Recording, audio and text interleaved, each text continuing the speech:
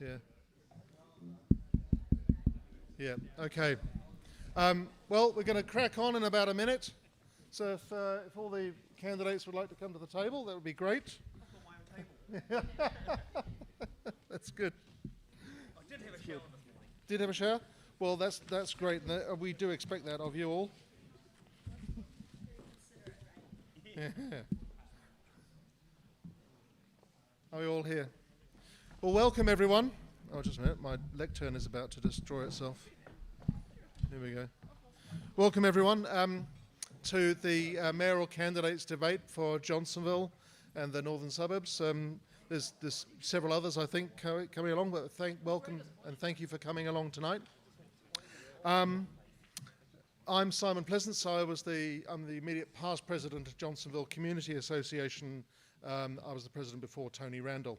And Johnsonville Community Association is the voice for Johnsonville and Raroa people. We advocate for better public services, good native flora and recreation and facilities, and improved community well-being. We're staffed by volunteers, supported by funding from Wellington City Council. Thank you, all mayors, all of you candidates. So whoever gets the job, we'll look forward to more funding in future. And I haven't heard from you yet. And we meet on the last Wednesday of every month in this building. And you can find us at johnsonville.org.nz, and you can also find us on Facebook. And for the mailing list, there's a sign-up sheet at the desk. Bit of housekeeping. The fire exits are over there in those corners. Earthquake drop cover hold, and the gathering point is out on the grass over there. I think it still is. The loos are just through those doors. Turn right. And if everyone could just put their phones on mute, that would be really good. Last time we had a phone going off right at the start of things, and it didn't go well. You're on YouTube. Everyone smile. Well, actually, the mayoral candidates can all smile because there's a camera here and a camera there, and you're all on YouTube, and there's a number of people watching. And for those who are watching on YouTube, if you want to ask a question when we get to the questions, write it in the chat, and we'll allocate you a raffle ticket, and then we'll be pulling raffle numbers out of the hat, and we'll let you know if your question comes up, and then we'll ask it for you. There's not many rules for tonight. If you're asking questions from the floor later on, just be polite and ask questions, don't make speeches. If you want to ask a question, you'll need a raffle ticket. If you want to ask a second question, then you're going to have to wait until everyone has asked their questions, and we'll let you get a second question in at the end. Candidates, after I've finished speaking, get 4 minutes each. There'll be a bell at 3 minutes 30. At 3 minutes, sorry. Then there'll be a sign flash from Jane here, from my lovely assistant, at 3 minutes 30, and then there'll be 2 bells telling you to wind it up. It's up to you to hand the microphones to each other, and once you've all had your kororo, then there'll be a break for a few minutes, and then we'll crack into questions from the floor. And we'll seek to finish by about 9:25 at the latest. And that's pretty much it. We've got a running order. The candidates have all drawn cards at the start. The first one will be Don McDonald, who's over here, and the second speaking will be Barbara. There we go. Hi, Barbara. Hi. Then Kelvin. Smile and wave. Ellen's over here. Hi, Ellen. Andy Foster, to my right, to my left, and Paul Eagle, and Ray Chung, and Chris Dudfield, and then finally Tory Whanau. So, without further ado, I'll invite Don McDonald to deliver his 4 minutes. I remember to put my mask down. Donald Newtown McDonald, if you like. Now, tēnā koutou. Thank you, Simon and Anne and Darren, and Johnsonville Community Association, and you are the voice and the flora and the recreation and things like that. I'm standing for Mayor, Wellington. Counterperson maths. Counterperson, okay, what does that mean? Plain talk, straight and critical. And I say vital media standards, vital media standards. There will be notices in New World regional news at New World. 2 have come out already. Now another one, Their Truth. You've heard of Their Truth in the newspaper? It's anything but the whole truth. When you hear Their Truth, it's an advertisement that don't take much notice, because the newspaper doesn't want to know about anything democracy. They won't let me speak. They won't put my ads. With the council, it's called Log a Job and the Fixers. It could take 5 minutes. It's more likely to take 5 years and never. And nothing, no fix ever happens. No fix ever happens. And that's what I ring up about. And the performance, I have to ring the mayor and tell the mayor if his council is doing well. He knows that. I have to ring him often. Because hold them to account. The newspaper, Their Truth scuttles democracy. And the newspaper wants to choose your vote. It should be fair and equal. That's what I say. An important one, some people, what does it say? It says, get right with Jesus. Okay, the planet is in a difficult trouble, and you better make up your mind if you're going to go with Jesus or something else, which is not so good. So that's a point of view. I do prime numbers, and some people know the maths. There should be tenants' memorial bench, because the tenants die of poverty. They did, yeah. God's word. Take notice of God's word for salvation. Father, Son, and Holy Spirit. Thank you, the mission. Thank you for the library. All the libraries. They've got a good table. There's 1 trillion drivers in the world, less than that. But it's very disappointing. Only about 20 of them want to drive the bus. It's all every greedy me. And they will be paying. They will be made to pay because they're lawless. I'm almost there. Or should there be an energy supplement? I say text for participation. Important to have talk text data. A lot of people can't afford a phone. Now, anti-growth. Don, very anti-growth. Most governments say grow, thrive, die. That is the road to certain disaster. There's too many cars, much too many cars, make less. Tidying up the end of the world. There's too much population. The population is out of control and the resources. You have to put aside, you have to save something for the next couple of years. World disobeys eternal laws. There's eternal laws, heat, light, motion, chemistry, physics. And what about science? Science is going to bite my ass if I don't obey science. That's the eternal laws that rule. Zeta Council Series, well, some 30 seconds ago. Starry self-luminous sky. That's where the important elements come from for life, from supernova. Very, very scarce. We've got to look after them and not use them. You have to shorten consumption. 1/2, 1/3, 1/4. That actually adds up to infinity. It'll all run up, even if you go down. We've got to stop here. Okay, too much. Thank you.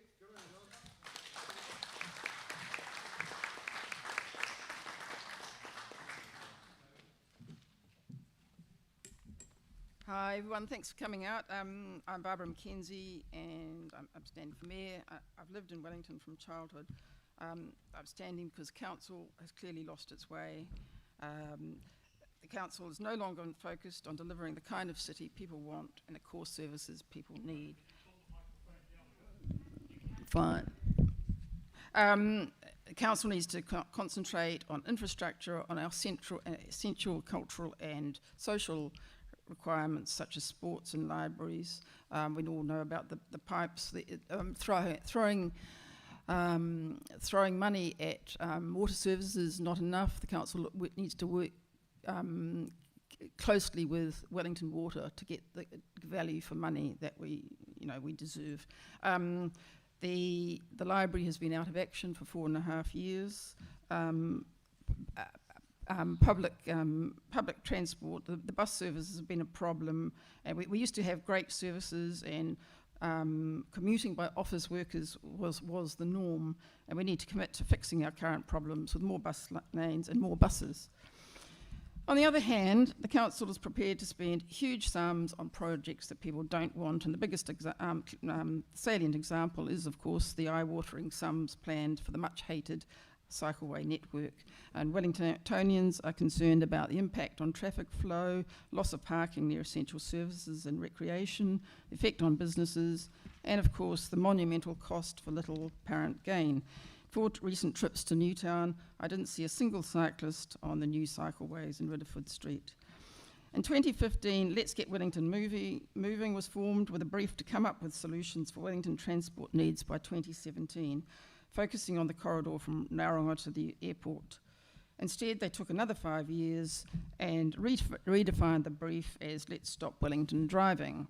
The favoured option 1 means that instead of creating double lanes or second tunnel where the existing Mount Victoria is, a new tunnel will be accessed at the end of Ruahine Street, and there'll still be only 2 lanes for non-bus traffic, the same as we have now.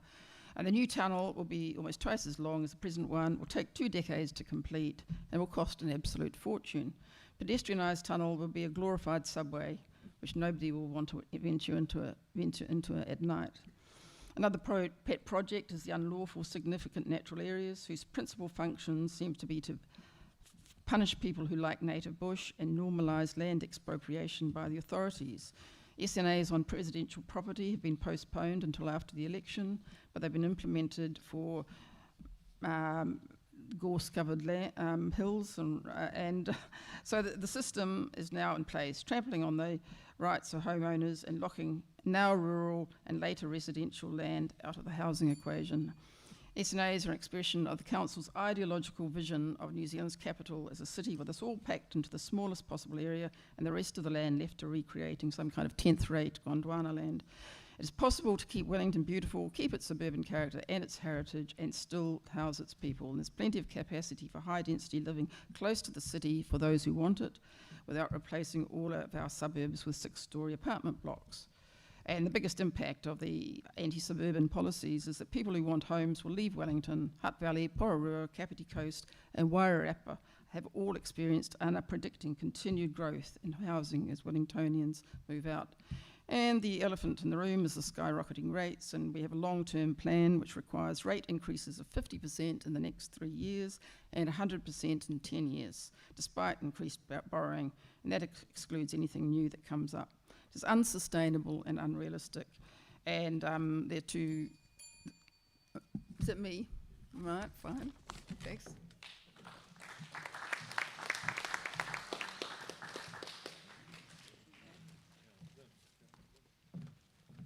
Kia ora everybody. How is everybody tonight? Good. You seem a bit flat. Do you want me to do a comic stand-up for 4 minutes? 4 minutes is quite a long time, to speak. So I'm just kind of padding it out a little bit.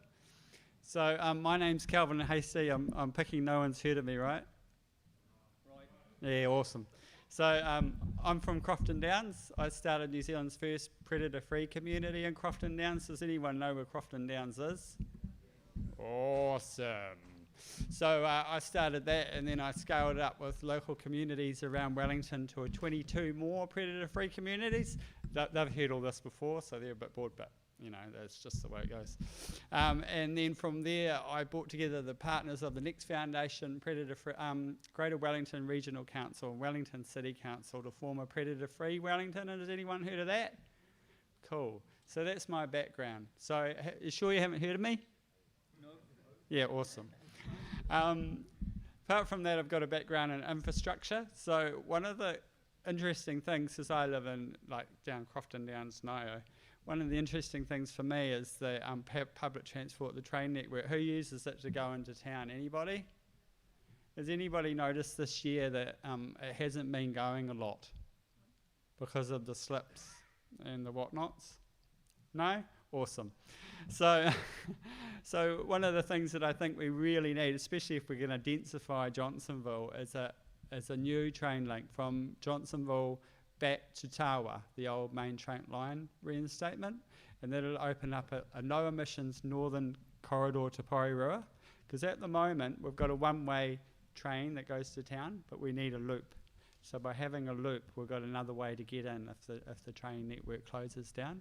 Because if we're going to densify, we're going to need some way for people to get around, especially in the event of, say, even if we had a fairly minor sort of an earthquake, that train line might be out of service for 6 months to a year. So having a northern corridor, which is a lot more resilient, would be a really good thing. And I think probably, who do you think should pay for that? Not the ratepayer, right? Central government needs to pay for that.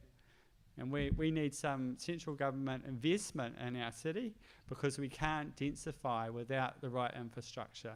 So does anyone know about the new district plan and the densification proposed for Johnsonville and right back to Crofton Downs?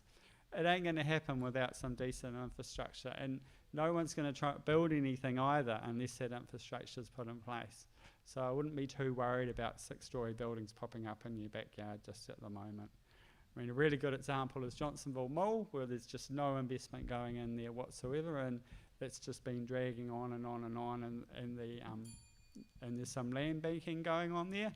So we really need some partnership projects so we can get some of these things moving forward, because I'm sure you want a vibrant community. You know, at the moment it's not too vibrant across the road there. You've got a beautiful new library though, which I really love, and the new swimming pool, and that's awesome. Okay, well thank you very much. I just thought I'd introduce myself and let you know who I am. I'm also running for councillor here in the local ward, so I'm interested in any specific questions on Wellington City or on the ward in general. Thank you.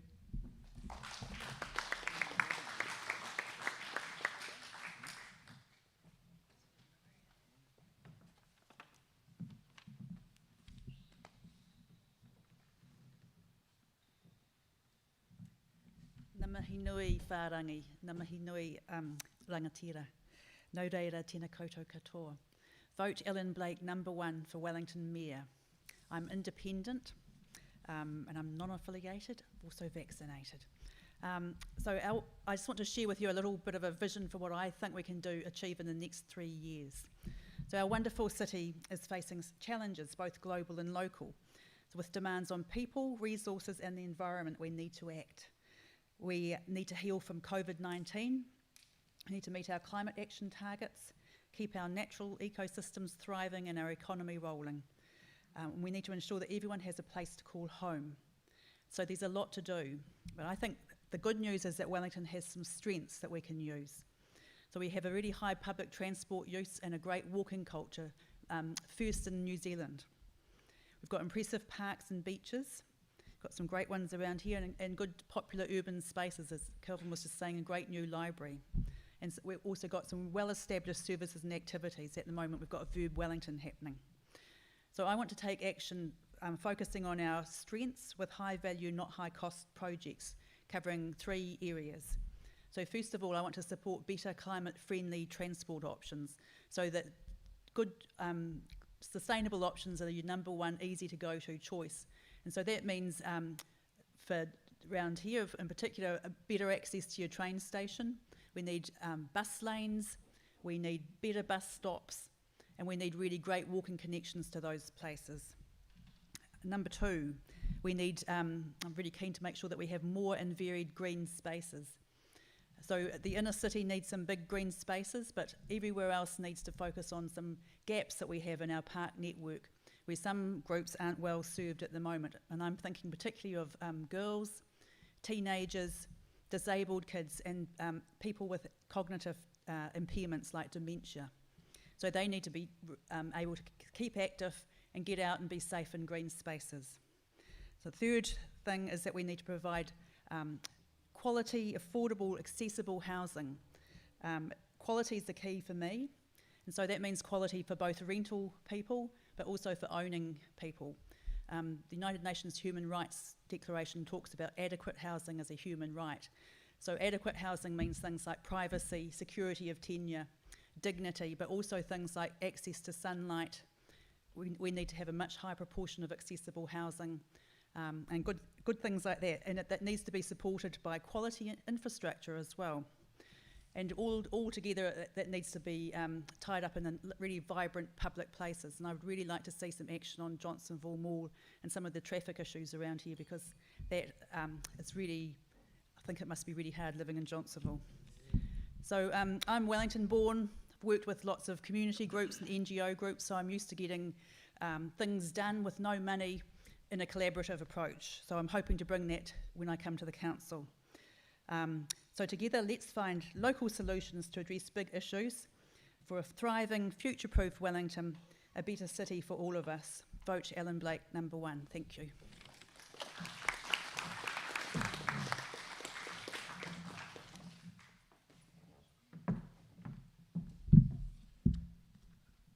Well, tēnā koutou te whanau. It's great to have you all out here tonight.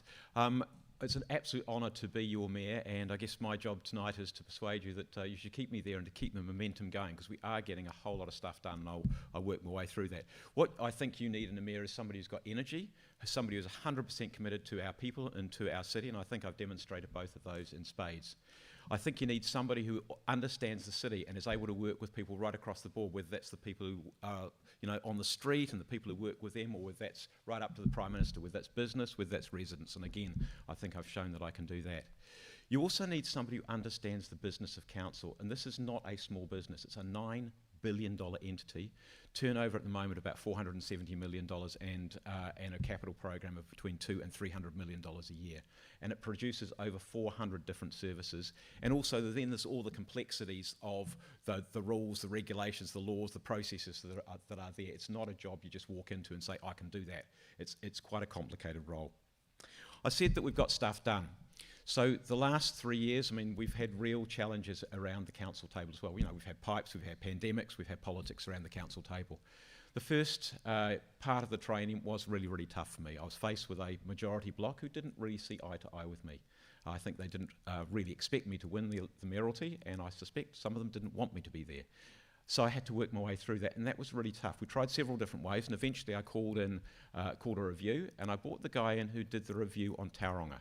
And if anybody knows what happened to Tauranga, he recommended commissioners. So that council is no longer there, and in fact that council will not be there after this election either. It's being run by commissioners. But what he said to us is, you are not Tauranga. You are still making decisions, and you're making still quite good decisions. Like in that time we've made some decisions around budgets and pandemic responses, and decisions around the library as well. But what we did do is we flicked the switch, and the second half of the triennium has been much, much better. And we've put the foot to the floor, and I was quite deliberate about that because I wanted to make sure that the councillors were kept busy, that management was kept busy, and we got on with the job, and we did.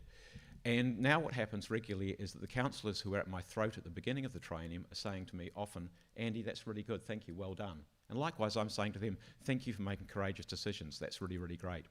So what are some of the things we've got done? We are getting on with fixing the pipes. You can see big pipes being built up Taranaki Street at the moment. The pipe that we built up Bowen and Whitmore Street. Those are about making sure we've got a resilient network there, so we never end up with wastewater going back into our harbour. We've made the decision on and have built the biggest reservoir that our city has ever built to provide resilience for our central city. That will be operational in November. We've made decisions around sludge treatment and around a landfill extension. I've got agreement out of the government for a tunnel, basin reserve solution, and I would quite like the tunnel to be a bit more flexible than the two lanes bit. But a tunnel, basin reserve solution and a mass transit route. I also pitched directly to the government that we needed to build housing along that mass transit route so that they work together, integrated transport and urban development. And they have agreed with me. So by the middle of next year, we will look to be setting up an urban development authority to drive housing development along that mass transit corridor. I also had to work with the government to try and sort out our social housing, which should have been sorted in the previous term of council and wasn't. But now we are setting up a community housing provider which will help provide more housing, better conditions for our tenants, and fix what is a broken model, which currently is losing $30,000 a day, and it'll be $130,000 a day by 10 years' time. And of course, we've reopened the St James. I've backed arts and culture all the way on and I'm going to continue doing that. In the next 3 years, we'll open Takina, our new convention and exhibition centre, which is looking great and great bookings. Town Hall will be open as well. We'll have the library almost open, and we'll be working on Tanaka Civic Square. And if I might just finish off to say we are working very, very closely with Stride on the mall. They have a fast-track application into government at the moment, and they also we're also working the last stage of making sure we get some infrastructure support to support that development. So I'd love your support to carry on the next 3 years and really keep Wellington's momentum going. Tēnā koutou katoa.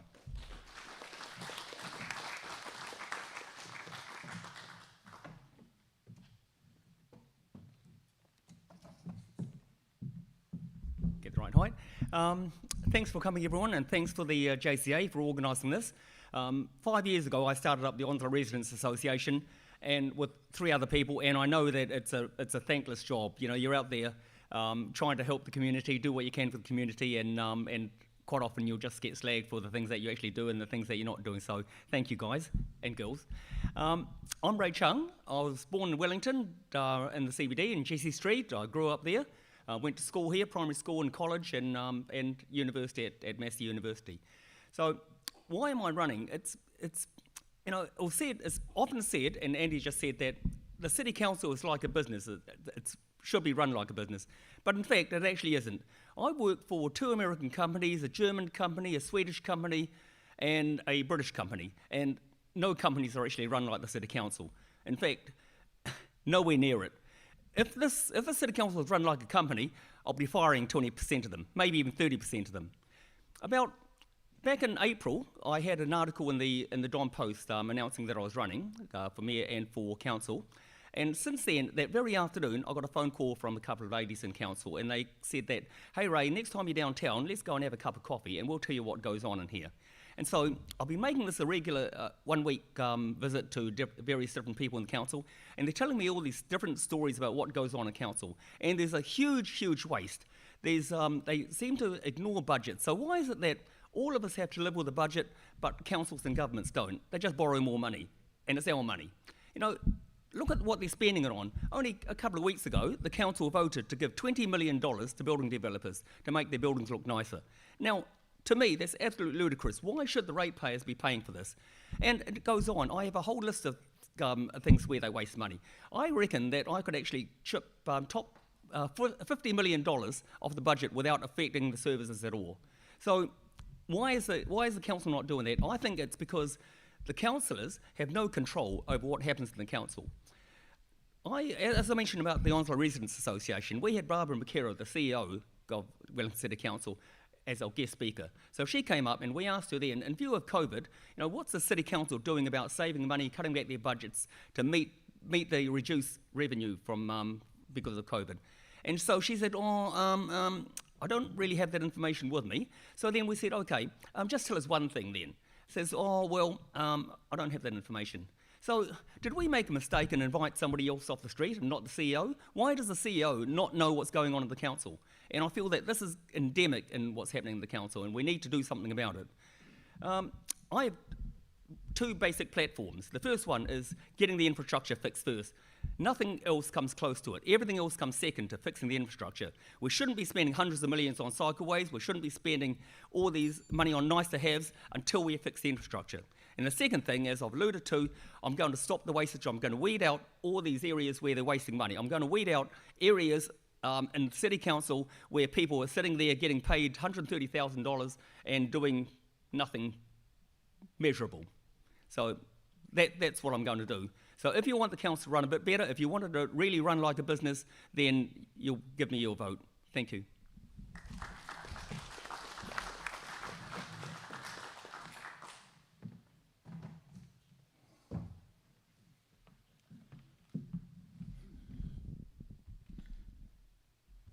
Kia ora everyone, and can I acknowledge the JCA and each one of you for coming along this evening. My name is Paul Eagle and I'm asking for your vote to be Wellington's next mayor. I love Wellington and I'm hugely proud and positive about Wellington's future, but I know, like many of you, that Wellington's been going backwards. We know that 12% of Wellingtonians, only 12, have trust in this council's decision making. That's 9 out of 10 of you who agree with the current priorities that this council in terms of decision making is doing. I've had many leaders from across the political spectrum, be it National Party, Labour Party, business leaders, community leaders, saying this city needs new leadership. Someone who's strong and stable and who can bring unity to the council table. I've been the city's deputy mayor. I've worked with all political parties and those who are independent, who have strong views, strong ideologies. But what this city needs is a mayor who has leadership skills to bring those people together. Wellingtonians who have come to me have said, you've got those skills, and that's why I'm standing. My vision is to restore the mana or status and prestige of Wellington as the capital city of Aotearoa, New Zealand, because I think we can do better. My plan is based on what Wellingtonians said to me. These are the priorities for this city. And they are getting back to basics. Fixing our pipes, our potholes, working with families around parks and playgrounds, doing those basic things that council should be doing and getting right. But we also need a blueprint, a plan for our future. And for me, we need a plan particularly for housing. We need to get that right. I know there's been issues here in Johnsonville and the northern suburbs around housing. We need to get a leader, a mayor, who can unify the conversation and not create divisions for you in this community. I also know that neighbourhood plans work. At the moment, many decisions of council are made in isolation. When we talk about transport, be it cycleways, buses, when we talk about housing, when we talk about community facilities and community assets, they are done in isolation. A neighbourhood plan for Johnsonville would allow this city to invest in the things that matter most to you. I'm also wanting to restore Wellington's mantle as the arts, events and culinary capital. I know we can do better. I know that communities like Johnsonville have a wonderful Santa Parade. Next week we've got the World of Wearable Arts. But if we're going to be the arts and events and culinary capital, we can do so much better if we prioritise those things that put Wellington on the map as the capital city of this country. You're going to make a decision soon. Some of you will have already got your voting papers. I need you to think very carefully. Do you vote for the status quo? Think back over the past 3 years about what this city has been doing. Or do you vote for change? And that's me. So I'm asking you to work together with me as Wellington's next mayor, and let's put the mojo of Wellington back into our capital city. Kia ora.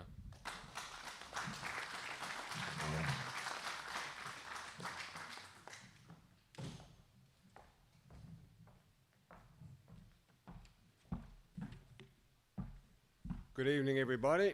My name's Christopher Dudfield, and I'm standing for the mayoralty of Wellington, as you most probably know.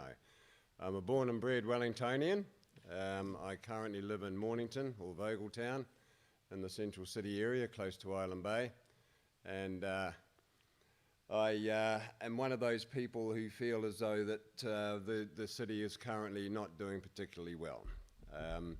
There's a situation here that needs to be resolved. The city needs to actually start finding, as Mr. Eagle put it, its mojo again, and we all need to contribute and somehow find a way to do that. Now, I was educated at Brooklyn School, Wellington College, Victoria University, and I obtained an architectural degree from Auckland University.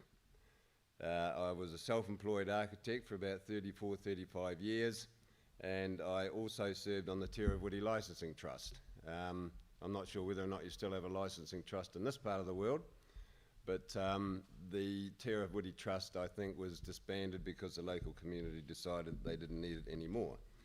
But anyway, in those areas I've developed a lot of skills, and these are skills and skill sets that I can bring into the council. One of those many skills is the fact that I can bring together a very diverse, wide range of interests, of people, of specialists, and of processes. And I can actually oversee projects. I understand how they're constructed. I know the process involved from beginning, inception, through to conclusion. And I know how to actually get a job done within time frames and within a budget, which would actually be quite an important thing for the council to sort of acquire at this point in time, in my opinion. I've also sort of I also have a good understanding of contract administration. So when you're actually looking at some of the jobs that are being done around the city at the moment, the cost blowouts and so forth and so on, the decisions that are made in relation to which projects are being done, these are all things which really need vast improvement. And these are the areas where I think I can contribute quite a bit. In terms of policies, I'm not particularly impressed by the bike network plan. I think that this really needs to be completely revisited. It's a gross waste of money. I don't know how many of you here actually commute to the city and back during the day, but I certainly know that we have a terrace tunnel that's been short of a lane for about 3 or 4 decades now, and it's just an ongoing sore. It's just ridiculous.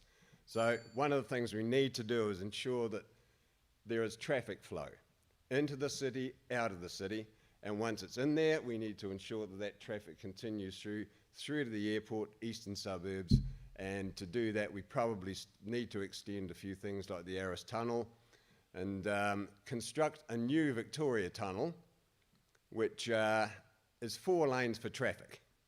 Okay, the idea of constructing a 4-lane tunnel and then saying we're still only going to have 2 lanes of traffic is just absolute nonsense. So at the end of the day, we need to bring in common sense. We need to have a council that actually thinks about what it's doing, okay, and acts rationally with fiscal responsibility, okay? And these are the things I would really like to push and bring to the council. This is an important election. Please provide the council and yourselves with some good candidates who know what they're doing. Thank you.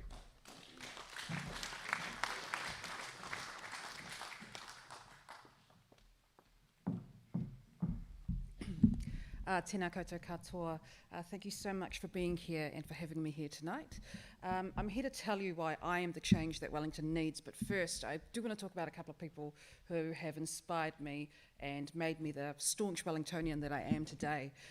So my great-great-grandfather, his name was William Cornell. He came here from the UK and decided that Wellington City was the place that he wanted to really, set his roots and raise a family. He owned businesses on Tory Street, Courtney Place, and Kilburnie as well in the early 1900s. My grandparents, Annette and Rongo Tūpātia Kahu Kurunui, they helped raise me in Porirua. My koro was a theatre actor, so he'd often take us into the city to watch his shows at Circa, Festival of Arts, and we really got to see that wonderful art scene at a very early age. My nan, she had 3 different jobs to raise her 3 children.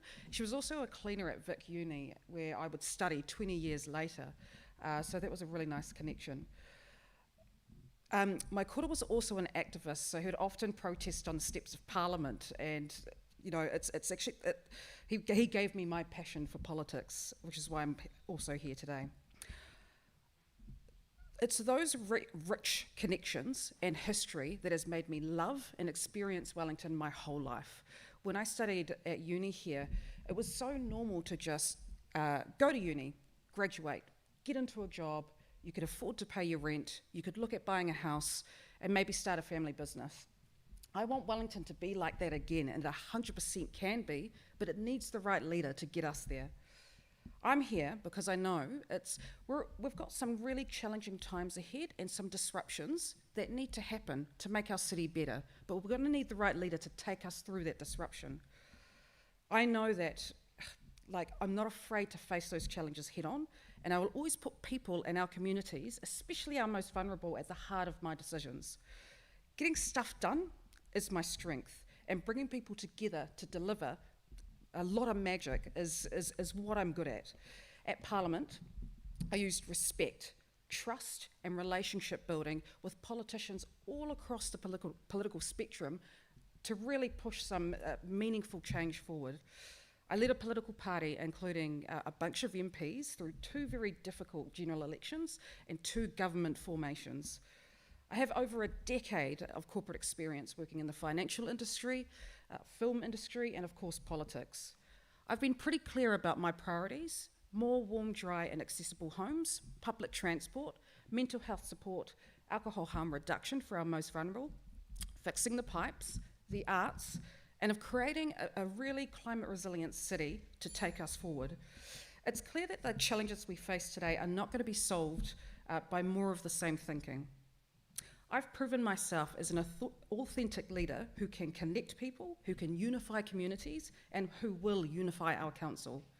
But you must vote for change. So I'm asking you, please vote whānau number 1 this election. Thank you.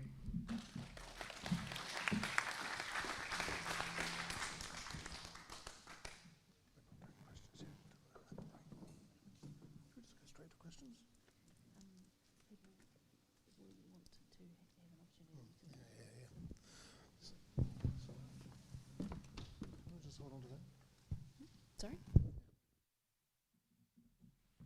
Thanks, candidates. Thank you all. That was great. We're just going to take a short break, so people will have heard all the candidates.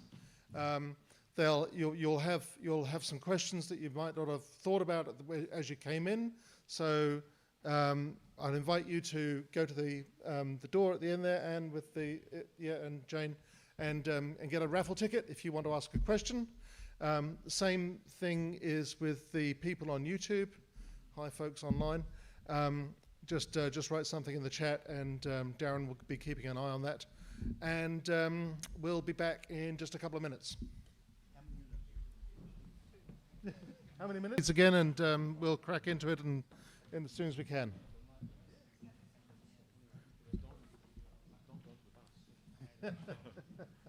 Don's going to have to go about.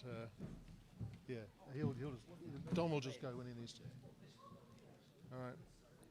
Okay, so if everyone's got their raffle tickets, if you want to ask a question, that's great. I've got the bucket of raffle tickets here. What we'll do is, if you're asking a question, if you could say whether it's to all candidates or just to one, that'd be great, and we'll invite the candidates to respond. Not all candidates have to answer. If you just don't feel like it's your kind of thing, that's all right.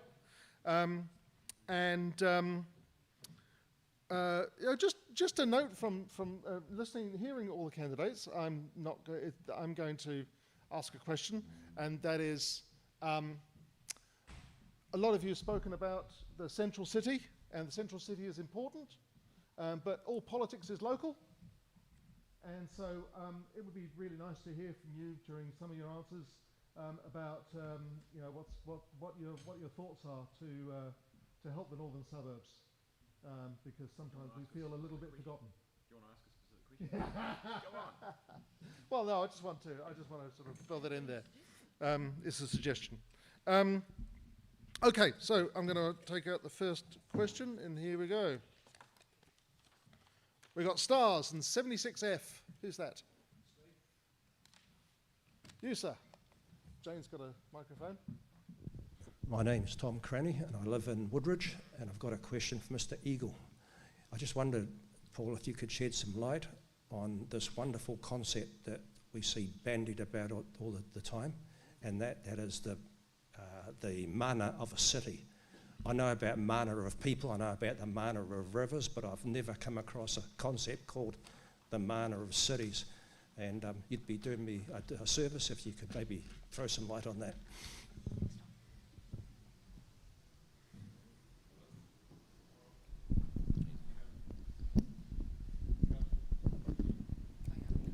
Okay, that's on.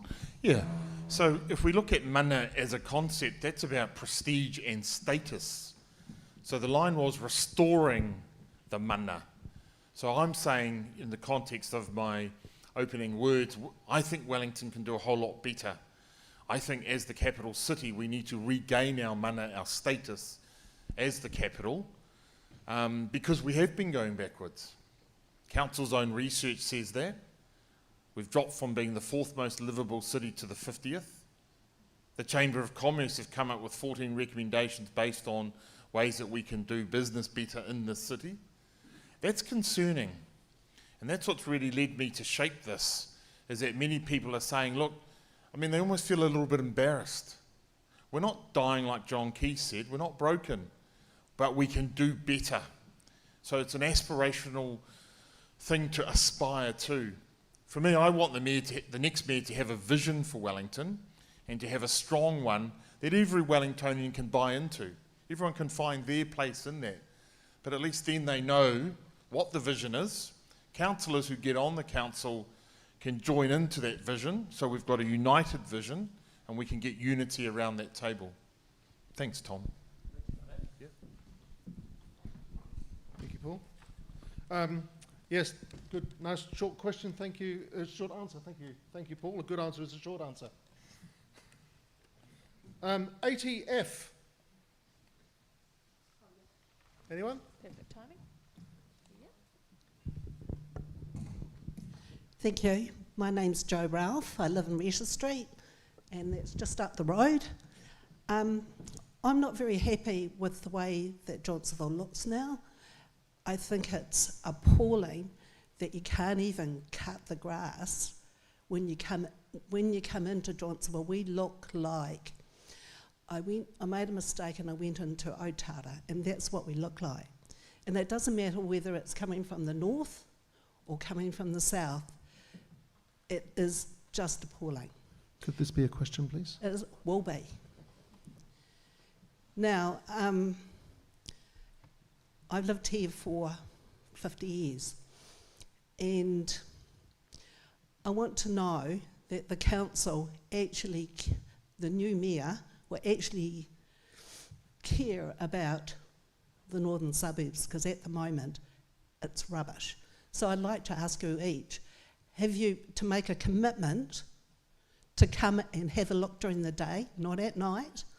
Is that okay? Yeah, Okay, I'll start with you. Sorry, I don't know your name. Tory. Do I commit to coming to look at it during the day? Yes. Absolutely. And fixing just make it tidier. Yeah. You know, it looks horrible. Yeah. And Thanks, Jo. I mean, it is exactly that sort of stuff that really gets a community thriving. Like, I've actually really loved the work done around this community hub here, and it looks great, and it'll encourage foot traffic, but it needs to extend further, and so I'm fully total with that. Thank you, and that's the thing I talked about Wellingtonians wanting to get back to basics.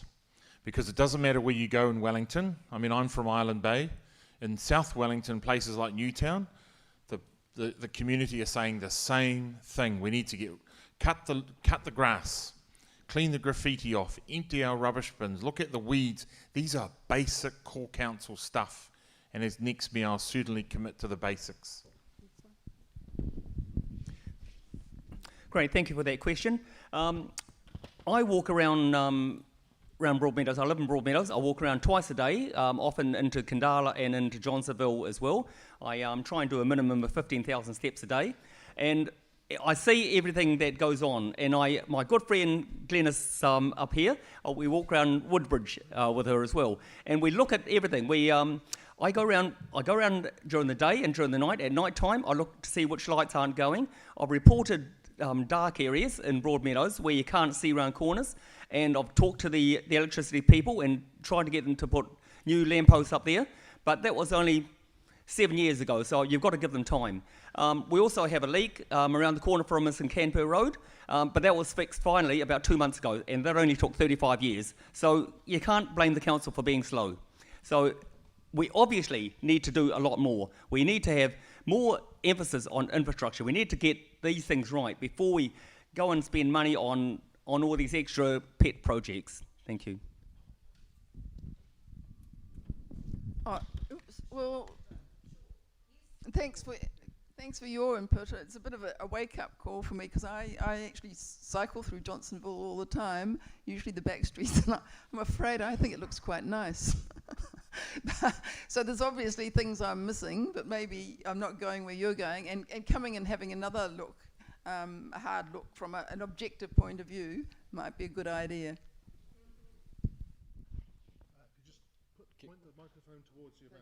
That would be great. Do that. Thanks for the question. And can I just encourage anybody who's got an issue like this not to wait till election time to raise it, but to raise it at any stage. I mean, I get quite a lot of these kind of issues. Yesterday or a couple of days ago, it was lights that people wanted fixing. So I said, right, can we fix that? Leaks, whatever. So please do raise them at any time, because it's important that we do fix them. And Simon, you encouraged us to talk about our view for the northern suburbs, so I'm going to give you that as well. So in the last 3 years, we have opened the library next door, Waitohi, Waiora, the combined sports facility on Alex Moore Park, and Pukehuia Park, which is, I think, probably the best playground facility, best park facility in Newlands, but the best one in the city. I think it's really great. Looking forward, the biggest thing that we've got clearly is the mall over there, and we are continuing to engage with Stride on that. As I said briefly in my opening remarks, is they have lodged a fast-track consent, which if it gets through will be really good. The district plan is enabling a mixed-use development. It's a mixed-use development, not just a retail development as it was originally. And we've also got an infrastructure bid in, which is in the final stages of the infrastructure bid process for the pipe work that needs to be done to support that. So it's looking positive. I was hoping they'd already be out there consulting with you at the moment, but I would expect them to do that really reasonably soon, and that we have removed every barrier that we can to make sure that happens. And I think that is the transformative change that Johnsonville needs. I'll speak now. Do you want to speak to the rostrum or this one? You can speak wherever you like, Tom. I'll speak at the rostrum one. Right, okay. I'm catching a bus in 4 minutes because 2 buses are cancelled at 9 and 9:30. Not happy Johnsonville looks, cut the grass, pretty gardens, Corfi, Magnolia, it's called Michaelia at Roy Street, Pahuta Kawas. We don't want cars in the northern suburbs, too many cars. Commitment, daytime. Well, I walk around and I take photographs. Cars don't appreciate gardens. You have to walk, you have to get out and experience the air. Trees this time of year are very beautiful, and if you've got a camera, well, take lots of pictures. Somebody took a picture of me. How are we going? I've got a few minutes here, so thank you for coming to Johnsonville. Wonderful meeting. It's a nice hall. It's a very beautiful hall. Do you like it? I hope you like it. I think it looks quite nice. And well, I'm up here for half an hour now. So Donald Newtown McDonald, and their truth is anything but the whole truth. And I do notice this in the Dominion Post, the Herald. I have to do in the Herald. It costs me $10 a line, the Herald. And some of them ring me, but not many. The Herald is in Auckland. That's what I mean. I mean the Auckland Herald, because the democracy. There's no democracy in the media. Do I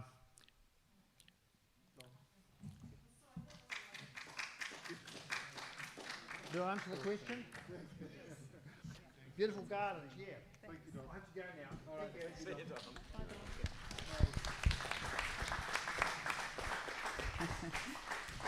Kia ora. Good question. It's something I've often thought about Johnsonville. I live in the inner suburbs, and it feels like all the pressure's on to do things in the inner city and the inner suburbs, and it just feels like too much sometimes for me being there. But when I come to Johnsonville, we used to come here a lot when I was young, had some good friends up Broderick Road, and it just felt like much more of a community at that time. It was easier to get around somehow, to cross the roads and things. There's a terrible traffic issue around here now. There's just so much traffic all the time between the library and the shops and all the places you want to go. So obviously the mall is a big issue and has been for a long time. So it would be really great to see something much more interesting happening there. But you know, you can use Fix-It to fix a lot of the little issues like the grass or the water or whatever it is. But it's a more long-term thing that I'm hearing that you're interested in. So some of the things that I would quite like to see is a bit more, if I can say, community activation. So perhaps some markets for going into the car park, or any kind of activity that the community wants to support to try and get a bit more of a vibrant centre thing happening again. Happy to hear some more about that. I believe the question was, are you going to mow the lawns? My answer is yes. I will personally come down with my lawnmower and mow your lawns. I mow out on my street reserve. I'm happy to come down here and mow your lawns as well if council won't. That is my commitment to you as your local, almost local councillor. A little bit of Johnsonville's in the Onslow ward, and as Mayor of Wellington. I will start a lawn mowing business just for you. And I'll be there to supervise them.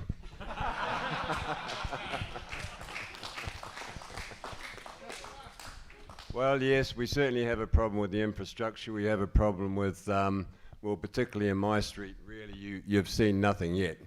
We still have about 4 slips blocking the footpath. The council has been notified, Mr. Mayor, but nothing seems to happen. Oh, rightio, we'll do that once we get some new ones, perhaps. But anyway, at the end of the day, there are parks in Wellington as well that need attendance. Central Park, which used to be a really fantastic spot. You could pop down there and sit around, have a picnic, or you know, take your boom box and have a great time for an afternoon. Nowadays, you've got to avoid the gorse bushes when you're planting your backside. So really, there's all this stuff going on around the city that needs to be attended to, and some of it's pretty basic. And even when it comes to sweeping the streets. I mean, there are so many streets around town that are just clogged up with leaves and debris and so forth and so on. And that's no good either in terms of water runoff and waterproofing the city. Water needs to be able to get away, run down some pipes and head off out to the ocean. And half the time it's running all over people's properties and creating problems, and actually quite a few of the landslips. Thank you. Public service announcement. When I said fix it, it's an app on my phone. You take a photo of the issue and you send it off to the council. It works really well and it gets it logged into the system. So please use Fix It. So it sometimes works, sometimes doesn't. I've had that work for me, and somebody else was saying it doesn't. So it's interesting. 83F got stars.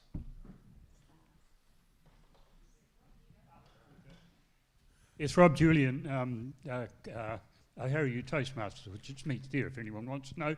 One of the things in Toastmasters says the worst committee you can have is a balanced one. Greens balanced by New Zealand First, Labour balanced by, what's the other one? National. And because they'll never agree. Could we, Paul has already mentioned it a little bit, and Andy a little bit, what qualities do you have personally and knowledge of meeting procedure to actually get the council going? We've heard people say what they want to do, but it's the council that decides.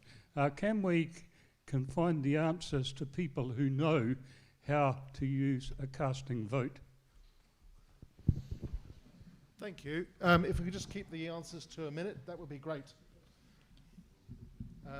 Should we start at this end this time? Yeah, let's do that, shall we? Yeah, well, as I mentioned earlier, I do have a long architectural history, and part of that involves the very thing you're talking about. Meetings, particularly with sometimes tradesmen going astray, and resolving matters in ways which actually help the client. And in this instance, I imagine that the client will be the ratepayers of Wellington. So we need to be able to sit down, resolve things sensibly. We need to do away with the party political agenda, the partisanship, and basically the ineptitude. And that's what this council is totally riddled with at the moment. And I really would like to suggest to you all that you take this election very seriously. We need to get that out of council. We need to get some common sense and a sense of civic duty, okay? Because that's what's missing. and a sense of common purpose. And hopefully, if I can sit around at a table with people, I've done it 1,000 times. You know, we've had problems, we've had issues, and at the end of the day, we've resolved them. Because when you actually sit down with people and collaborate and consult with them, you are often surprised at the results you come up with. And that's what I would bring to the council, and that's what I think is essential. I'm now instructed to stop. I find the whole thing very confusing, to be honest. I hear a lot of the councillors on the current council, their views seem to align, but they still seem to disagree. So if you look at the current councillors who are running right across the city, there's kind of 4 themes that come through, and that's resilience, climate, housing and infrastructure. We all seem to agree on the same things. So once everyone's in the room and is sworn in, and you, as Andy says, you swear an oath as a service to the people of Wellington and to the city, you've got everyone is basically on the same page. So it's just coming up with some workable solutions to get everyone to work together, and I can't see that.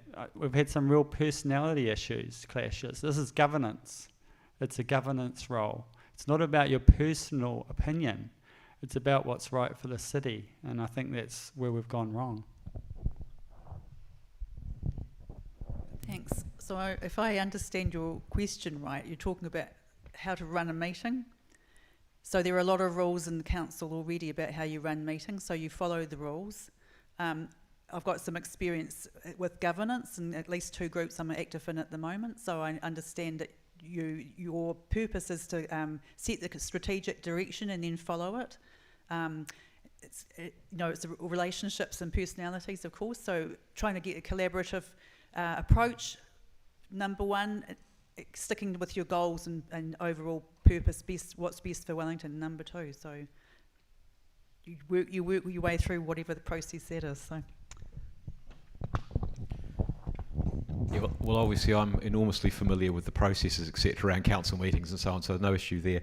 But I did want to reflect on one thing, which is when I first joined the council, they'd had a tradition of having Labour on one side and Citizens on the other, and a few others in the middle. And what basically happened is if one side or the other had the most people, they would appoint everybody. They would run their agenda. It's a bit like the government, you know, whoever's got the most in government, they would run their agenda, and the other side would be the opposition. What we did is we actually said we're not going to have that, and we're going to move around. We're going to sit next to different people every time, and we're going to act like independents. And we did. And I think what Kelvin was referring to is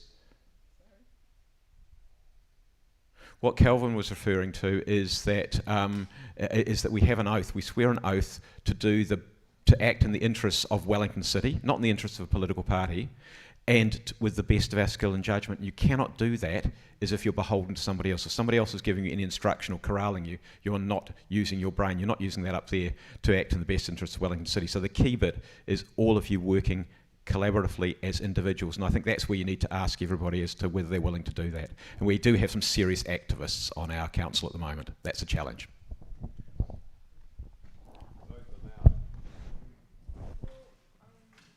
Things here. My understanding is that both the Labour bloc and the Green bloc have to sort of sign in blood that they will follow Labour or Green policy. The Green. I was referring to going back about 20 years, 25 years. Oh, okay, right. Right, okay, now, and I think you are going to have disagreements, ideological disagreements. I think there's at least 1, maybe 2 councillors hate old houses and have said they want to pull all the whole lot down. You know, we're talking about houses that have withstood earthquakes for 100 years, but they are no longer considered resilient or sustainable. Okay, so you're going to have these differences, but also, I mean, the problem I have is that it should be done with respect. In the last meeting that I observed at council, when half the council, having found that they'd failed to get their motion through, well, they all had hysterics at the end and whinged and whined, and Andy actually wasn't chairing. The person who was chairing should have called them to order and didn't. Okay. I know which one you're referring to. All right. Okay. So, Thank you. I've been to many council meetings and I find that there's a total lack of discipline in them. I'm actually appalled at the behaviour of some of the councillors and the language that they actually use there.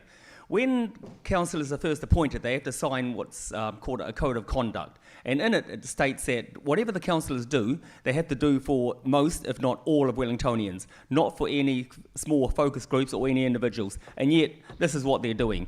And I've been there and watched these people, and it really, really is appalling.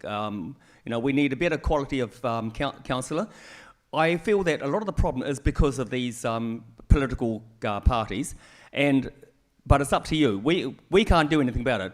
We can only make one vote. So it's up to you whether you vote for people with political party affiliations or for independents. Thank you. Thank you for the question. I did Toastmasters too some years ago, and I learned there that a good meeting is a short meeting, so we could finish up soon. But no, in reality, meetings are run by standing orders, and I was just talking with Tory about it. We're just going through what standing orders are like, and look, I agree with Ray. Some of these city meetings are going on far too long, so maybe the key here is to review standing orders, look at how the conduct of them and how they're designed to get decisions made, not to relitigate everything, not to jump on Twitter and social media. I just want to say in terms of the party political makeup, it's been part of Wellington City Council's makeup forever. So you've got people like Ben McNulty here, you've got Tony Randall here as an independent. A good mayor, leader, will bring and unite Tony and Ben when they get on council. That's the role of a good mayor.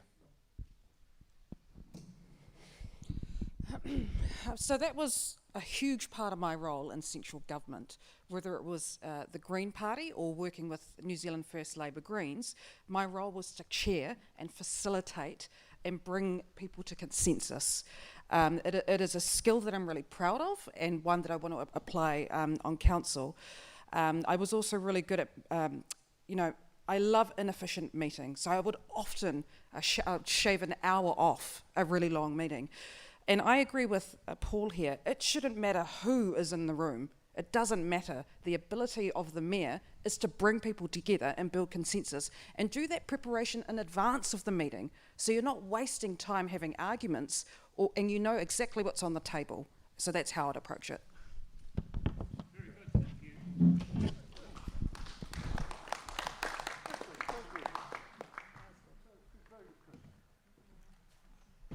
Who's got 68F?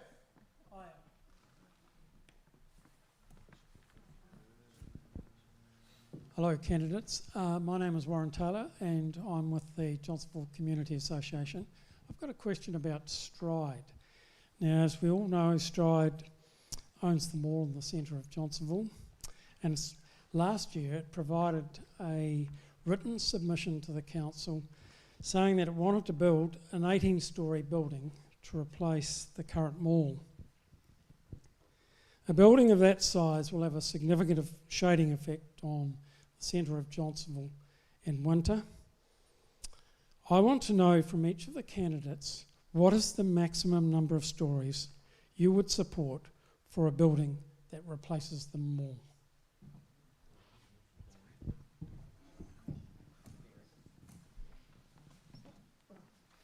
So if we started got in first, we could start with Tory first this time?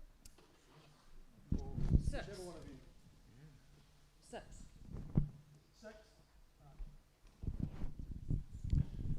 I mean, are we even guaranteed that Stride will do anything? How many years has it been that they've been promising this sort of stuff?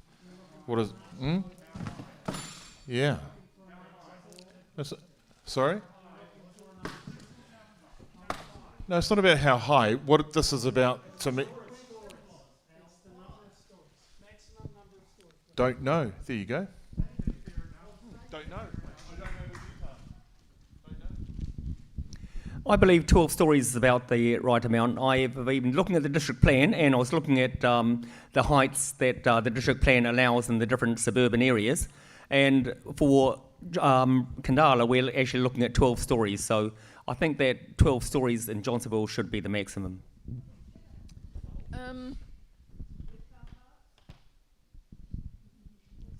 Well, the mall is in a sort of a dip, so you could have a bit more than my preference, which is normally about 2 stories.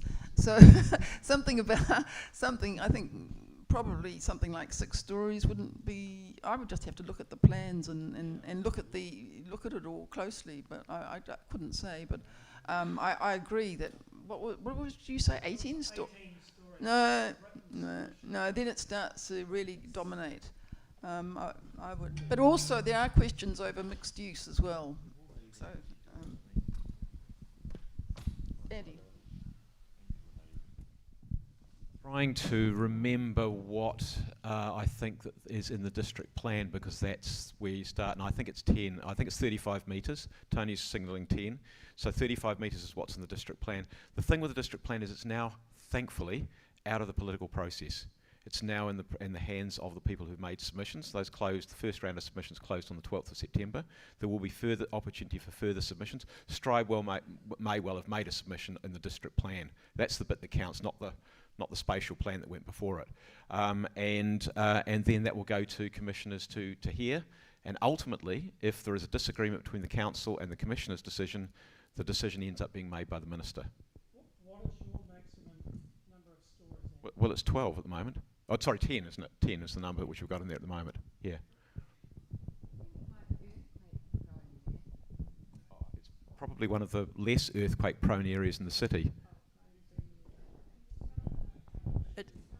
I agree that a very high building here would be kind of out of character, wouldn't it? But it's also what Andy says, it's what's permitted in the plan, and it sounds like it's 10 stories. So how much leeway you have to change that, I would think is probably quite small.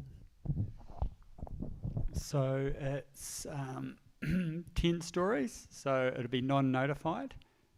Wouldn't be notified at 18 stories, so there'd be a long fight with the community.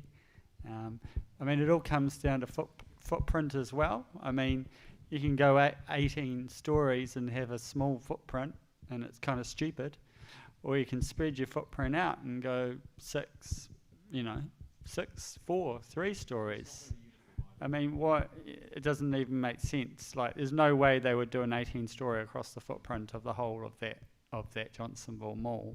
So, yeah, it would never fly. So I guess I just have to say 10 stories, but once again, it's ridiculous. It's the footprint. It's the square meterage is in your footprint of the development, not in one tower. If you're just building one tower, you're obviously a nutter. There's a few of those around. But anyway, yes, we have a 10 level limit in the district plan. That would be hard to break through, I imagine. But at the end of the day, I don't think we should dispel the idea of actually incentivising higher construction if they actually provide a few civic facilities. That's done a lot overseas. A lot of the buildings overseas can be done with, for example, green roofs. They can incorporate a lot of internal planting. They can provide areas out of the Wellington winter for people when they're going shopping and so forth and so on. So I agree, you won't want to build, 20 stories over the entire lot, but at the end of the day, it might be possible to have a central tower which has a lot of public facility based around it, which would get around the whole problem of sunlight exclusion. Thank you. Thank you, candidates. It's nice to have somebody who's got a bit of professional experience in architecture and urban design, thinking about the central area. For what it's worth, the plans do include things like public amenity spaces and so on, so they are. That's a good thing. Exactly what Chris is doing. That's a good thing. Yeah. Okay. 85F. Who's got 85F? Gentleman over there. Always had to go over the other side, isn't it? Hi there, thank you. A question for all candidates. It's about representation on council. The Northern Takapū ward spent 1 year underrepresented with only 2 elected representatives instead of 3 because the council elected not to replace Malcolm Sparrow. If you were on council, could you say what you voted and why? If you were not on council, could you just say what you would vote and why? Could I ask the Mayor to respond first and then the other candidates? Thank you.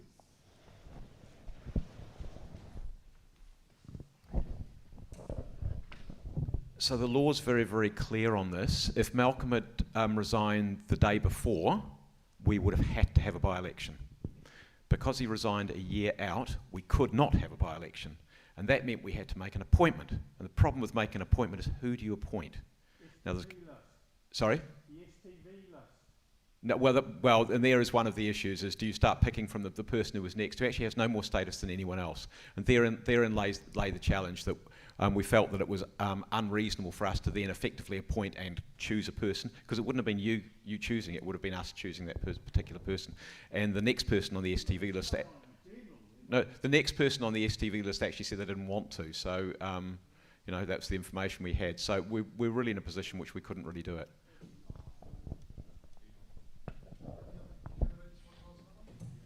Yep, I obviously wasn't a councillor then, but I think that the whole process was flawed. I think that it seemed to me quite obvious that it should have gone to the next person, which is Peter Gilbert. He didn't want it, so the next person was John Opanovich, and he should have taken it. I think it's criminal that that the councillors decided not to fill that position and to divvy the money out. Yeah, look, I support that too. I don't actually know whether it's fact that Peter Gilbert didn't want it. I know Peter, but I think he was talked out of it too. And so, in terms of representing, but John would have been great too. So John, here. But your point about a list and working through it, why not? So that remains unanswered. Would not happen if I was mayor. Support. So I would 100% support the next person on the list. It's that simple. We do the same thing at Parliament, so totally support that.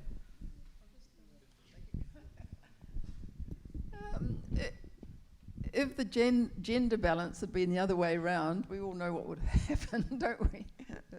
If there'd been a woman in waiting and it would have been a male-dominated council, women would definitely have been appointed.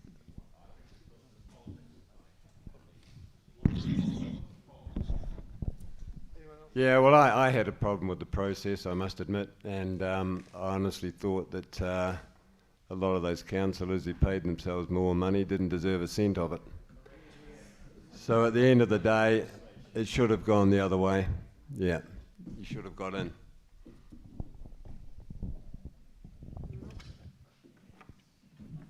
Okay. We have a red one from Christine online. Do you want to, Jane, do you want to read it out? This is from Christine Davies from NPPA. What are you going to do to encourage the northern suburbs to go into the CBD instead of going to Lower Hutt or Porirua for our shopping and recreation?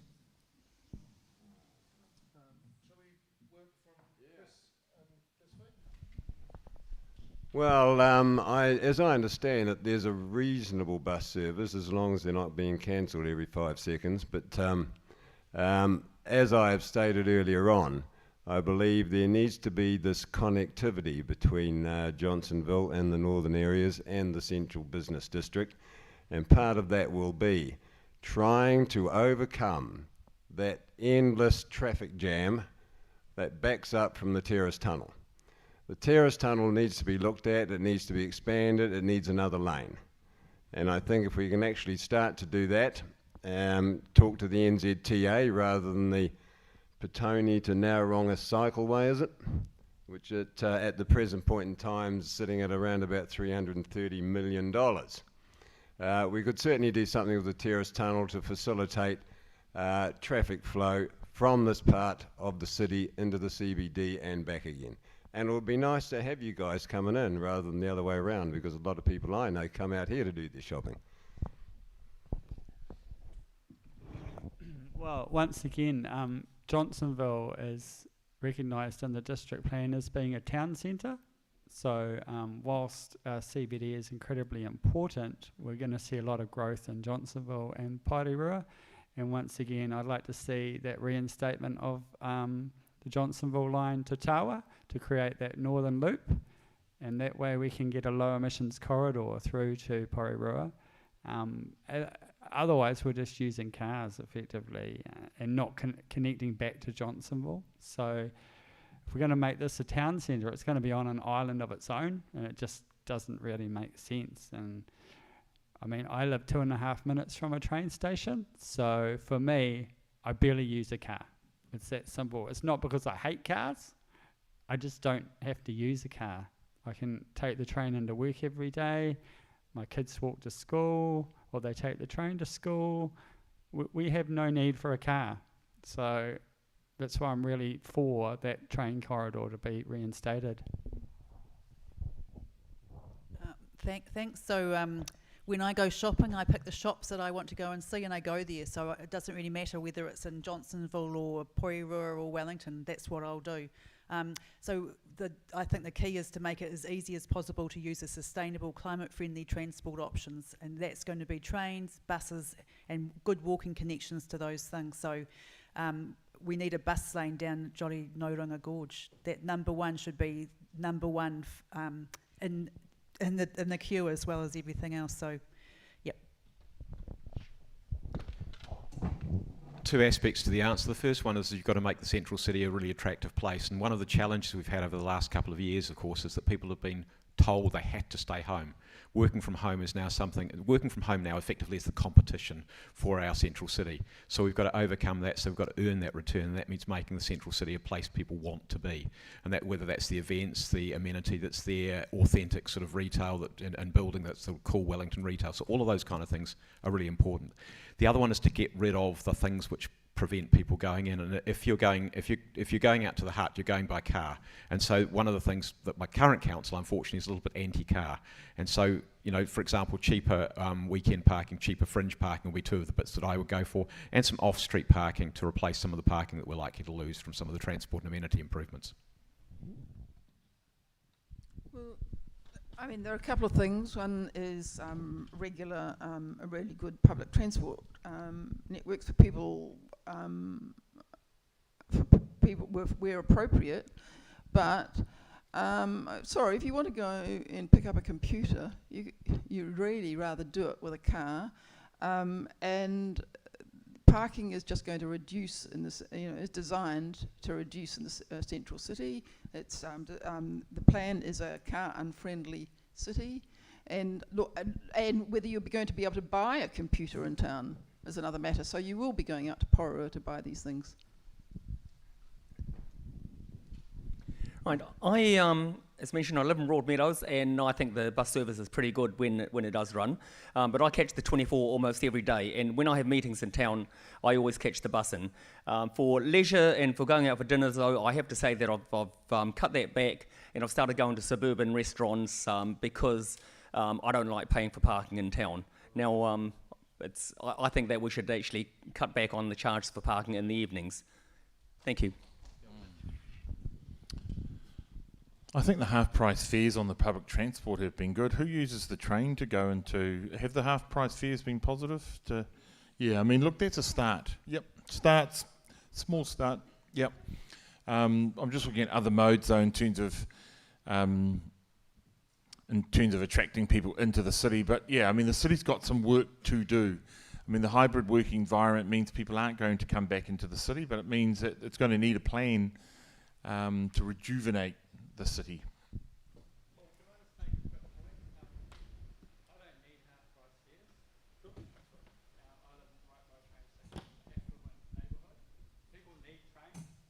Before they need half-price fares, they need a train they can actually hop on. Yeah, I mean, it is also, yeah, it's about having a really effective public transport, and I also do support half-price fares because some people have a cost of living issue. So while Kelvin doesn't, other people do. But again, it's about making the city thriving and attractive to come to. So I'm really supportive of initiatives like pedestrianising our streets, making them walkable, increasing that foot traffic to really enjoy our hospitality and local economy. And I'm really big on laneways, so creating those really vibrant laneways to make way for retail, hospitality, gardens, that sort of thing. Thank you. Candidates, that was a very interesting set of answers. What was that, sorry? Absolutely. Yeah, I saw some cafe tables on Lambton Quay, and I thought, crikey, they're a bit hopeful with the wind tunnel that Lambton Quay is. On a good day, yeah. I got another question. We've got about 20 minutes, but if things start to dry up, we'll wind it up. If your mouths start to dry up after a long day of talking. There's a lot of questions there. I do have a question. 71F, who's got that?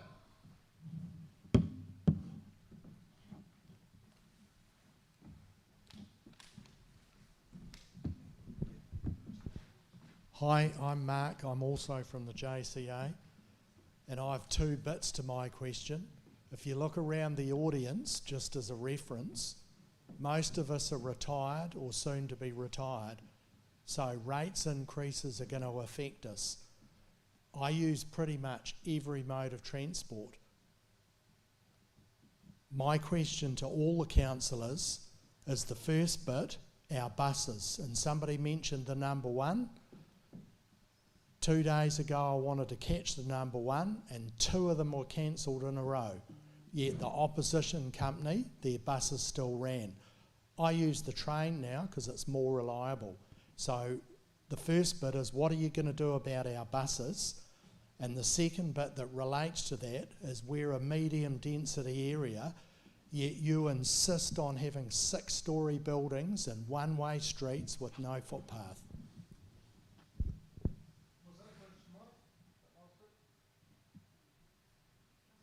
Do about the buses, and how are you going to address the fact that for public transport you've got 6-storey buildings and one-way streets with no footpath?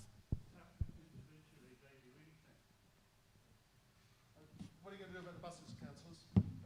Candidates, I mean. Maybe we'll work with Tory first. So with buses, I think one of the things that is important is we need to attract more drivers to the field. So I think it's really advocating for better working conditions for our bus drivers. It is a tough job, actually. And in terms of what we're going to do about 6-storey buildings, look, I have to be honest, I'm supportive of the initiative. One way to help address our housing crisis is by increasing supply, and I think so much... Chris said earlier, you know, when density is done well, having those green spaces, having retail as part of it as well, it can actually be incredibly attractive. If we could just stick with what are you going to do about the buses, that would be great, because we don't get double questions on the tickets. Now, this is a good one for the issue that Tom raised around the mana of Wellington. This impacts our reputation as the capital city. When we don't have a basic service like a bus service, public transport running, that's a problem, Tom. And I can tell you that New Zealanders comment around how Wellington used to have this world-class bus service, now it doesn't. I would certainly look at bringing the bus service back in-house to run, because as Tory's pointed out, we could certainly look at the workforce issue, but we need to control the dial on our bus service. We just cannot be running a timetable that says every 12 minutes, you know, I live in Island Bay, the other end of the number one. Just say to Wellingtonians, it's every half an hour, not 12 minutes, and be on time every time, particularly if you want to get that mode shift. It's nuts. Just like in Woodridge. As I said before, I catch the 24 every day. I was going to catch the bus down here tonight, but I was waiting for the 10 to 7 bus, but it never came. So this is the problem, is that when buses don't come, then we have to resort to cars. So Yeah, we need to get that. But the buses are run by the Greater Wellington Regional Council, so we have to put some pressure on them to get their act together. I understand the problems arose when the bus company was privatised. I was talking to the secretary of the Tramways Union recently, and he seemed very optimistic because there's a change of owner, and over the past few years, the work, the management ethic has been quite horrible. Been a lot of arrogance, a lot of messing around of the drivers, sort of subtle things that you can't. And he was quite optimistic. I gather it's not actually about money. It's just about the way they treat the workers.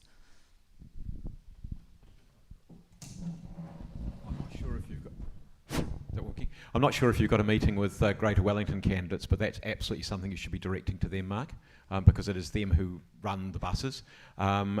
There's clearly a real frustration with the lack of having people to actually drive the buses. But we've also got staff shortages across the board. You know, the hospitality sector, a lot of the restaurants can't open for a whole week because they haven't got enough staff. The digital tech sector, they can't get enough staff. So there's a real problem there. So until the government actually opens the borders, that would help a little bit. What the Regional Council has done is they've increased remuneration, which helps a bit. And the issues that Barbara mentioned around industrial relations with New Zealand Bus were appalling before. And the final thing I'd say is that bringing council taking over the bus service will be an absolute catastrophe, because if we were to do that, the industrial relations, anytime anything happened, the council will fold like a pack of cards, and that's the last thing you want to have happen. I want to address your second question. I've just recently been walking around Newlands a lot, and there's a lot of streets there that don't have footpaths, or have footpaths only on one side. So if you live on one side of the road, you're okay, but if you live on the other side, you're not.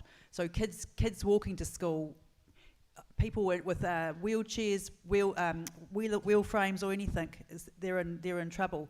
We shouldn't be allowing any developments that don't have proper footpath access, including especially 6 stories. And I think the district plan should definitely be addressing that.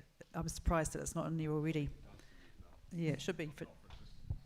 Well, I said it to Paul just before. I said, if you talk to a minimum wage worker and ask them, do you want to pay half-price fares for public transport, or do you want a bus or a train that actually turns up so they can actually get to work on the day to earn a day's wage, they're going to say to you, I'd rather pay the full fare. And that's what I'm trying to get across here. Minimum wage workers aren't able to get to work. Without that work, they can't feed their families. The train service and the bus service is appalling, and they're the people suffering. Sure, retirees might be suffering a little bit, but it's minimum wage workers who are suffering the most, and the businesses in the CBD. One hotel that I have association with in town, they couldn't clean the rooms on a daily basis because the minimum wage workers couldn't get into work. The essential staff couldn't get in to do the work. It's nuts.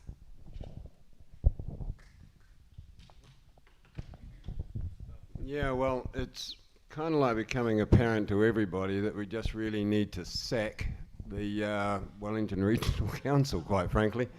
At the end of the day, I mean, everything they've done is just turned to the proverbial. And the bus service is just one of those things. I mean, I just can't believe how bad it is. I don't often get a bus myself, but man, I have to listen to the neighbours down at the bus stop below my house. And I tell you what, if some of those councils were sitting around, they'd soon get a short shift. But at the end of the day, listen, you've got the opportunity now to change things, okay? You've got an opportunity to change that regional council. I mean, the other decision they just made recently was this absolutely ridiculous notion that you can actually produce a subdivision without any carbon emissions. I mean, I don't know what's going through their heads, quite frankly. So get rid of them. Start again with it.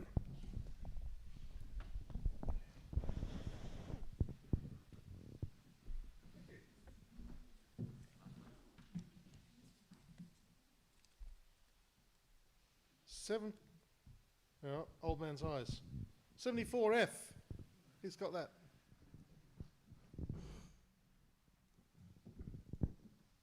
Yeah, thank you. My name is John Morris from Churton Park. I've got a question for those councillors who think a tram from the railway station to Island Bay is a good idea. Could you put their hands up, please? Now, those who think it's a good idea, could they explain what it will do for the northern suburbs?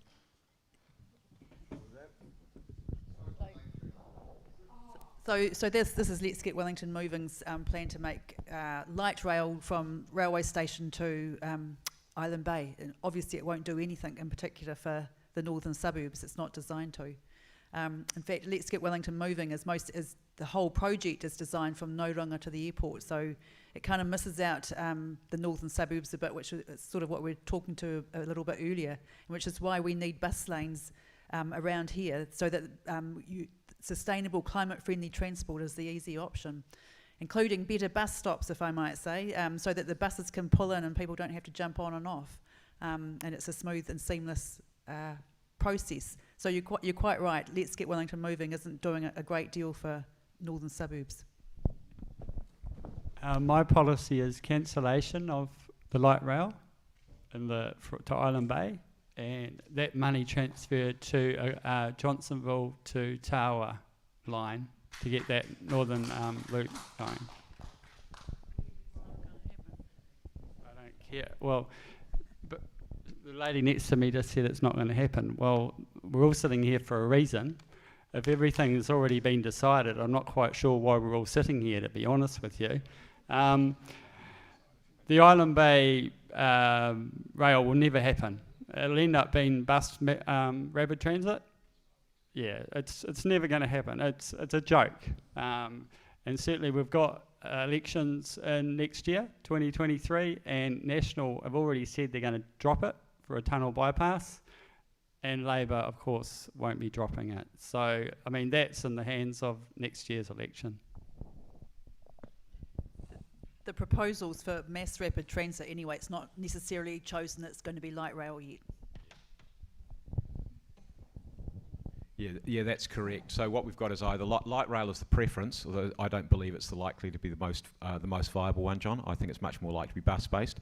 What it does, though, for Johnsonville is that the concentration of development in terms of the proportion of the number of houses we're expecting to build, most of that is going to need to go, or a very high proportion, probably about 60% of that is going to need to go along that mass transit corridor.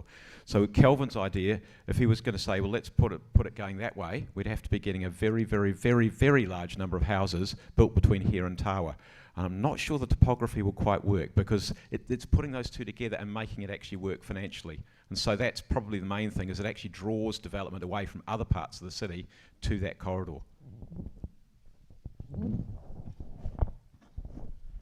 I like trams myself, and they're easier to get on and off, but I just can't see it being viable from the station to Island Bay anyway. And if the intention is the growth to be along the Johnsonville line, well, that should be the focus. So I'm opposed to light rail.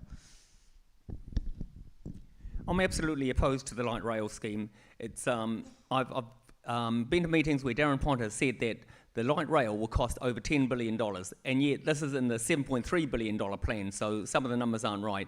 I mentioned before that I work for a lot of multinational companies. One of them is a German company, and they make trains, and I talked to one of my ex-colleagues about the proposed light rail here, and he said it's a ridiculous idea to have that in Wellington. Wellington doesn't satisfy any of the criteria, and he said it'll be more than $10 billion. It'll be the most expensive train in the world, because we haven't got the population and the topography is wrong.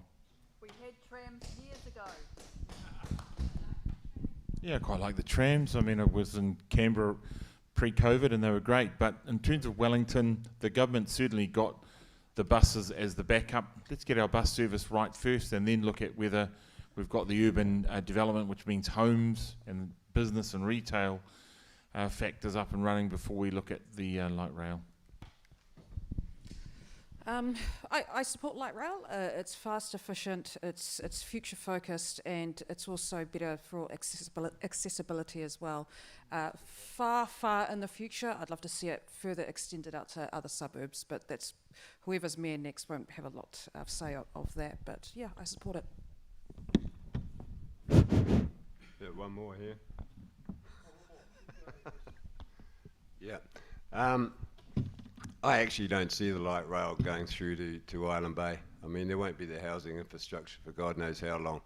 So at the end of the day, we're probably going to have to start looking at a much more efficient bus service. How we go about that is something that needs to be discussed, and I suppose a number of parties need to be brought together to actually put the plan in front of us. But if we do improve the bus running network from the city to Island Bay, then there's no reason why the northern suburbs can't be included as part of the overall plan. I mean, we've already got a connection now. We just need to make it work better, don't we? And at the end of the day too, the issues you can end up having with light rail are just horrendous. Wellington's susceptible to earthquake, rails buckle. They're also finding in Europe that with the new heat problems they're having over there, the higher temperatures, that the rail lines are actually buckling under the heat. So that, you know, they're in a situation where a few cities in Europe just couldn't even use their trams. So we need to start thinking about the future and how things can run better than they are now.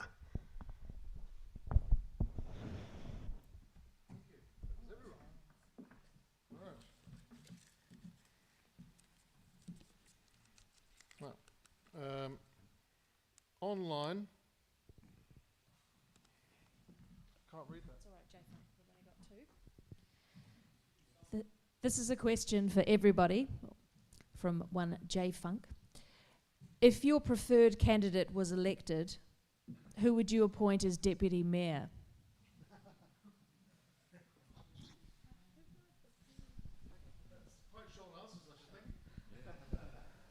Ginny Condi. I'm going to wait until the results are known on the Saturday, the 8th of October, and choose from then. There we are. You've got Sarah Free, haven't you, Andy? It's an impossible question to answer because, of course, it depends on who gets elected. Yeah.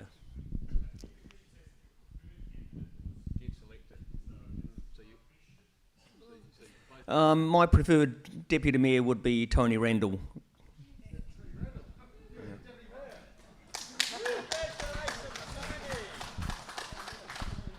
Pass.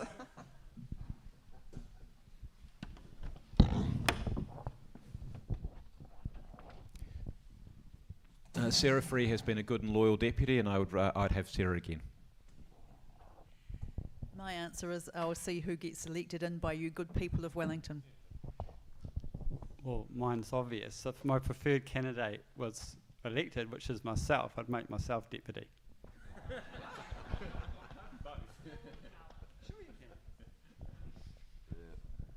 Well, of course, if I became mayor, I'd probably feel inclined to make the current mayor the vice mayor.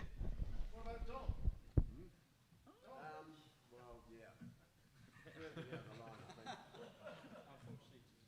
All right, we've got time for one more question, and then that's it. But hopefully, it's not to all the candidates because we're right on the edge here. So this will be the last question. 78F. Hi, my name's Mark Harris. I have a question for Paul Eagle. The Hoardings debacle, you talk about unifying council and leadership. How does not taking responsibility for the early erection of those hoardings and the pulling down of a competitor's one go? Yeah, let's raise it. What a great question. So what he's raising is, thank you, are you a member of any political party? Great, that's even better. But let me tell you this, and I want to get this clear. When I put my billboards up pre-election, that was entirely legal. Yes, it was legal. Now hold it, the billboards. And the billboards, you said. So the billboards are up legally, but the council then said the council would refuse to issue a retraction. Now your thing about hoardings, what's your issue with that one? Hoardings went up before midnight, and a competitor's hoarding was removed when your sign was added. Hillston Road, just round the corner from here. On that site? Correct. On that site, that was incorrect. because I wasn't even there, and I can tell you this: the competitor's billboard, which is Tory, my friend here, was later found. Now I was accused by the Dominion Post of stealing that. Yes, I didn't steal it; it was found. Did they issue a retraction? Apologies for getting that wrong, and apologies for putting up your billboards pre-election legally. That a lawyer who offered his services said that's legal. And an Otago University law a local government law expert said Sorry, I was that's up speaking, legally. I was So speaking to the Hoardings. I'm owed an apology by the city and the media. I'm sorry, the Hoardings went up before midnight. Is that correct? There is no proof on Houston Yes, there Road is. that There's they went up. photographs of it. I saw them myself. Show me. Show me. You've made an accusation. Show me. Absolutely. Yeah, let's talk afterwards. Thank you, sir. I think it's a bit of to and fro. You both made your points. Thank you, everyone, for coming along tonight. It's been marvellous. We had some really good answers from all the candidates, and I think they all deserve a round of applause for being such good sports.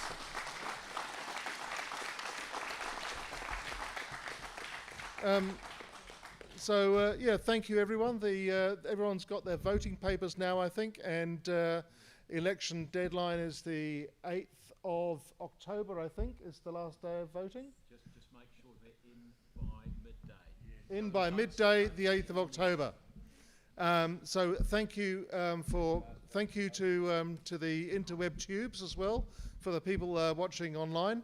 And I know from our last one that a lot of people then watch it later as well, so that's good. And thanks again. Oh, sorry. What? So I just want to jump in. So there's one more candidates meeting, and that's in Tawa on 28th in the Tawa Community Centre. So one more candidates meeting for Northern Ward, that's in Tawa on the 28th. And so people who want to have another chance at interviewing us then for the job, then please come along. And the other thing which I want to do, because I wasn't involved this time, is to say thank you very much to the JCA, and thank you all for the audience for making the effort to be informed before you vote. So good on you.